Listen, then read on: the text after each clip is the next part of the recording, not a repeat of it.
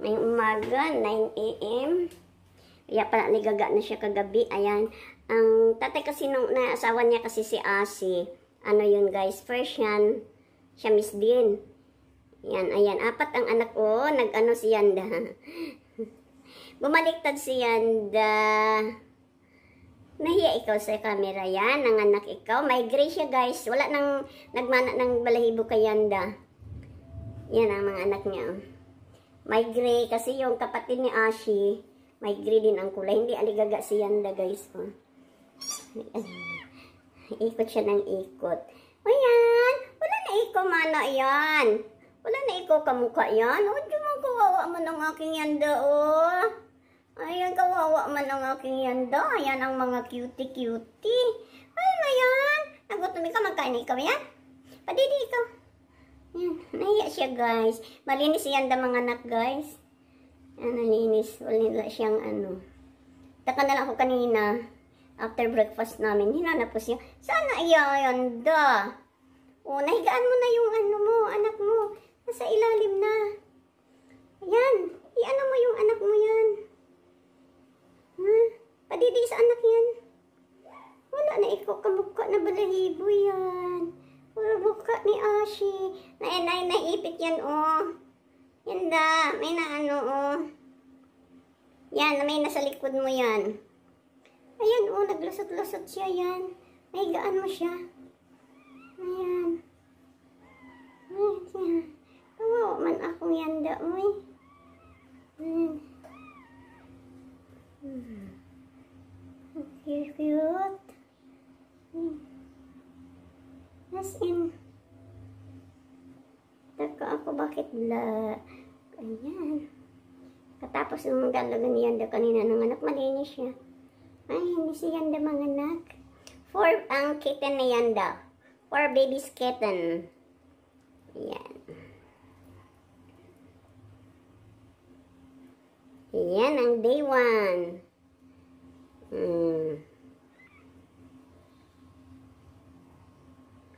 Tingnan natin kung gaano kalaki, lalaki ba yan, sila yan. Ay, kawawa ang aking Yanda. Kawawa man ang Yanda ko. Kawawa man ang Yanda. Wala na kamukha man sa Yanda. Ano man na yan?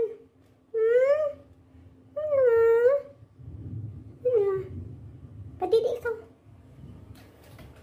Padidi. Mag-ayos ka. Kaya nga dyan kita nilagay eh. Kaya pala kanina natahimik na. May laman pa ang tiyan? May bibi pa sa tiyan yan? May bibi pa sa tiyan? Yan, may bibi pa sa tiyan yan, da? May bibi pa ang tiyan mo? May bibi kitten pa sa tiyan? Yan? Bakit? May bibi pa sa tiyan? May bibi pa ba dito? Yan, da? May bibi pa dito yan? May bibi pa? May bibi pa dito sa tiyan? May hindi pa nakalabas? Naman na 4 lang. Gusto ko nga 3 lang sana anak mo eh.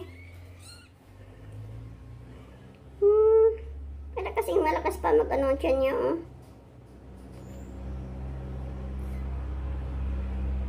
Kung man alam kong lumabas na kasi malinis eh. Hindi ko alam kung lumabas ng inunan niya.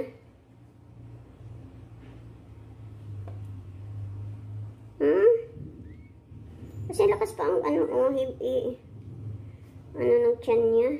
Hilab.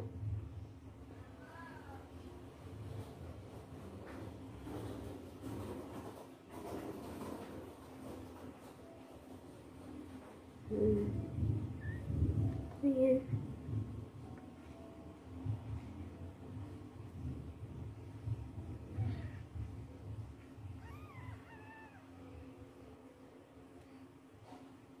Bakit malakas pa hilab ng tiyan mo yan? May baby pa sa loob? Ha? May bibi pa ang loob mo? May bibi pa ang loob sa tiyan? Ha? Love yan? Ganyan-ganyan pa siya.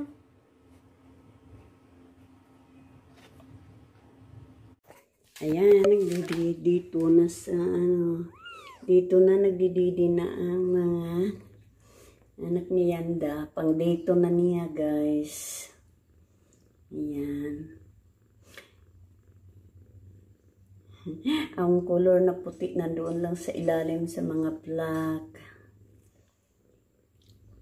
Ayan, nagpadidi ka yan. Ba't hindi ka kumain ng kagkain yan? Ang ganda ng tulog sa nakadidi yan.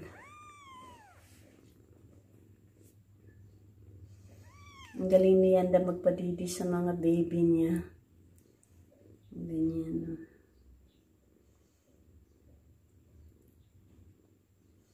Tatlong black. Wala na siyang kamukha. Wala na siyang kabalahibo.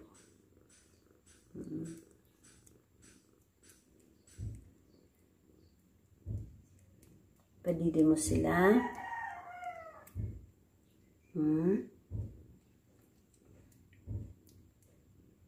Yan, ganyan sila kalaki, guys. Pangalawang araw nila ngayon. Hindi ikaw pa nag-breakfast yan. Hindi mo kinain yung doon. Kain mo.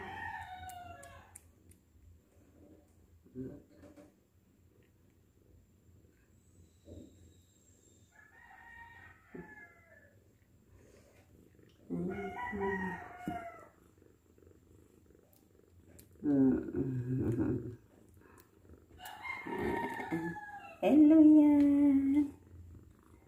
Hello.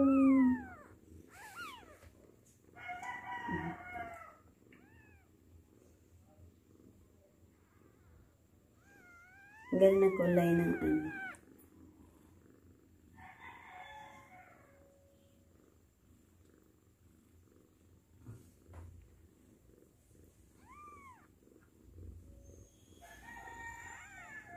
mga baby, iniwan niyan dalumbas. Kumain ka yan? Kaya ka lumabas. Ayan, baby, Nayanda. Tatlong itim. Isang gray. Yan, day 2. Ang cute. Ang cute nila.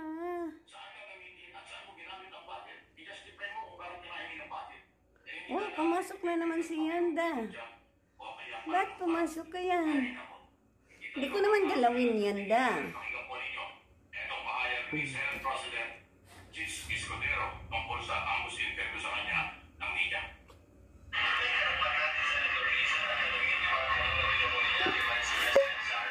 Ayan, guys. Ang 4 na kete ni Yanda, guys. Yan. Isang gray. Nag-akapan sila. Yan, ang cute.